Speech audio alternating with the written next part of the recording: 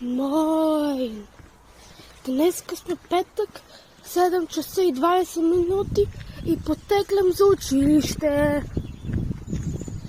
Вчера бях болен и не можах да отида на училище, но чрез едно приложение, което се казва Shoe Manager, може да се види какво сме направили, какви са ни домашните.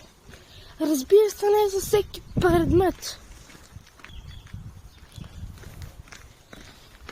Само за математика, биология, физика и за немски можем да видим какво сме направили, ако сме болни. Системата тук не е като в България, от 1 до 8 клас, а от 1 до 4 клас и има 3 вида училище. Гимназия, Реалшула и Hauptschule. Гимназия там ходят само най-умните, Реалшуле тези средните и Hauptschule тези, които не са умни, т.е. умните. И още такова училище, което се казва Gesamtschule, там хода аз. Имаме 5 и 6 клас, всички гимназиал, Реал и Hauptschule. Тоест аз съм гимназия, минах вече 5 клас, сега съм 6, почти съм го минал. И ми остава точно няколко месеца. И ако съм се справил добре през тези 2 години, мога да отида в гимназиален клас. И аз съм сигурен, че ще отида в гимназиален клас, защото съм отличен и съм имал само единици и двойки.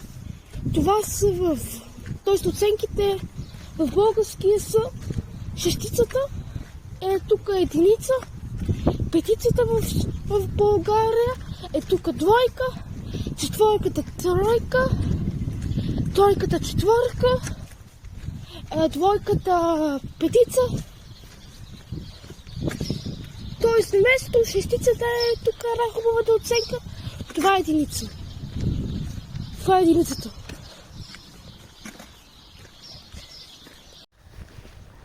Аз имам от 8 часа и 10 минути до 13:30 училище. Това се горе до 6 часа. И днес в 5 час имахме фалшива тревога и дойдоха 7 пожарни. Хора с маски, с шишета, с всичко и дойдоха в нашето училище заради някаква тревога, за която не знахме нищо. Беше пълна лудница, но накрая се видя, че беше само фалшива тревога.